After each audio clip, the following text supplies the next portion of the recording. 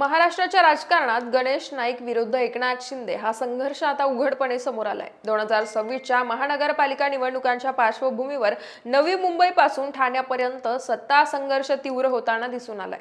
भारतीय जनता पक्षाचे मंत्री आणि नवी मुंबईचे आमदार गणेश नाईक यांनी शिवसेनेचे प्रमुख नेते आणि राज्याचे उपमुख्यमंत्री एकनाथ शिंदे यांच्यावर केलेली थेट एकेरी आणि आक्रमक टीका ही केवळ वैयक्तिक नसून ती राजकीय रणनीतीचा भाग असल्याचं स्पष्ट होत आहे। नेमकं एकनाथ शिंदेंच्या पाठीमागे गणेश नाईक हात धुवून का लागलेत, यामागे काय राजकारण शिजतंय, जाणून घेऊयात या व्हिडिओच्या माध्यमातून। नमस्कार, मी पूजा आणि आपण पाहत आहात दे दणका। माध्यमांशी बोलताना भाजपने आदेश दिला तर ठाणे जिल्ह्यातही एकनाथ शिंदेंचा सुपडा साफ करू असं वक्तव्य करून गणेश नाईक यांनी राजकीय वर्तुळात खळबळ उडवून दिली आहे। हा केवळ शब्दांचा खेळ नव्हता, तर त्यामागे एक दीर्घ राजकीय संघर्ष आणि सत्तेची महत्वाकांक्षा दडलेली आहे। गणेश नाईक हे राजकीय दृष्ट्या मुरलेला नेता आहे। नाईक यांच्या राजकीय प्रवास सत्तेभोवती फिरणारा पण अत्यंत व्यावहारिक आणि प्रभावी राहिलाय।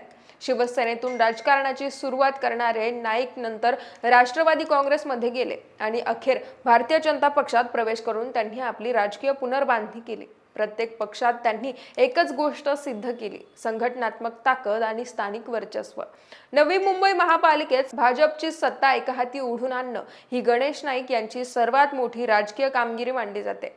तर नवी मुंबई महापालिकेच्या निवडणुकीत एकनाथ शिंदे यांनी टांगापलटी करून घोडे फरार करतो असं तिखट विधान नाईक यांनी केलंय। एकनाथ शिंदेंना कुस्ती खेळण्याचं आव्हान दिलं। यानंतर संपूर्ण ताकद लावूनही नवी मुंबई शिंदे गटाला अपयश आलं आणि हाच पराभव शिंदे नाईक संघर्षाचा टर्निंग पॉइंट ठरला। गणेश नाईक आणि एकनाथ शिंदे यांच्यातील मतभेद आजचे नाहीयेत।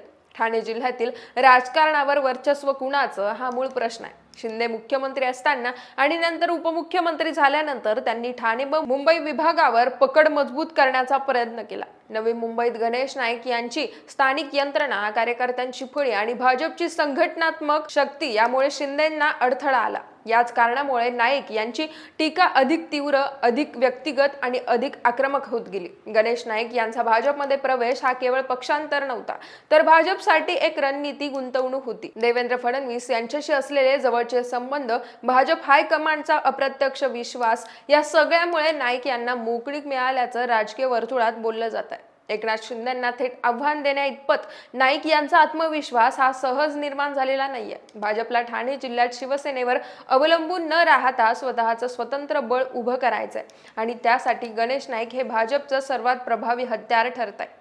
ठाणे महापालिकेत भाजप शिवसेना युती असली तरीही ही युती कागदावरची असल्याचं अनेक घडामोडींवरून दिसतं।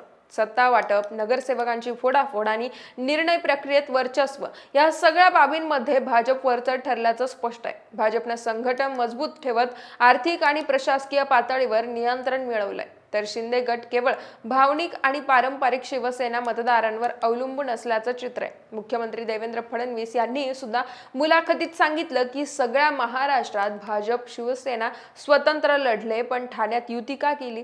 तेव्हा फडणवीसांनी सांगितलं, ठरवलं असतं तर ठाण्यातही स्वतंत्र लढलो असतो आणि जिंकलो असतो, पण आम्हाला ठाण्यात एकनाथ शिंदेंना नाराज करायचं नव्हतं। यावरून लक्षात येतं की भारतीय जनता पक्षाला एकनाथ शिंदे सत्तेत भागीदार करण्यासाठी नको आहेत, हे स्पष्टच आहे। तर राज्यात एकनाथ शिंदेंना थेट ठाकरे गट सोडता कुणी विरोध करत नाही, पण गणेश नाईक यांच्या विरोधामुळे ठाकरे गटाला एकनाथ शिंदेंवर टीका करायची मोफत संधी मिळाली। एकूणच 2026च्या महानगरपालिका निवडणुका या केवळ स्थानिक स्वराज्य संस्थांच्या निवडणुका नसून त्या शिंदे विरुद्ध नाईक या सत्ता संघर्षाचं रणांगण ठरलं। गणेश नाईक यांचा आक्रमक पवित्रा, भाजपचा अप्रत्यक्ष पाठिंबा आणि देवेंद्र फडणवीस यांची रणनीती या सगळ्यामुळे एकनाथ शिंदेंसाठी ठाणे जिल्हा व मुंबई विभाग सोपा राहिलेला नाहीये। भारतीय जनता पक्षाचं ठरलेलं ब्रीद वाक्य, सत्ता स्थापन करण्यासाठी कोणाच्याही कुबड्यांची गरज लागली नाही पाहिजे आणि सगळीकडे एखादी वर्चस्व निर्माण करण्यासाठी भारतीय जनता पक्ष प्रत्येक मतदारसंघात दुसऱ्या पक्षातील नेत्याला संपवण्यासाठी तगडा उमेदवार तयार करत आहे।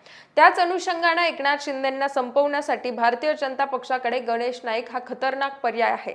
पण असं असलं तर एकनाथ शिंदे यांची जनतेसोबत असलेली घट्ट नाळ, महिलांसाठी असलेला भक्कम पाठिंबा व सर्वसामान्य जनतेचा मिळवलेला विश्वास या गोष्टी न पाहता एकनाथ शिंदेंना संपवणं तेवढं सोपं नाहीये। आता प्रश्न एकच एकच आहे, कुबड्यांची गरज नको म्हणून राज्यात महाविकास आघाडीचं सरकार पाडण्यासाठी व सत्ता स्थापन करण्यासाठी भारतीय जनता पक्षाला साथ दिलेल्या एकनाथ शिंदेंना संपवण्याचा भारतीय जनता पक्षाचा डाव कितपत योग्य आहे आणि असं असलं तरी खरंच एकनाथ शिंदे संपतील का? तुम्हाला काय वाटतं कमेंट करून कळवा आणि दे दणकाला सबस्क्राईब करायला विसरू नका.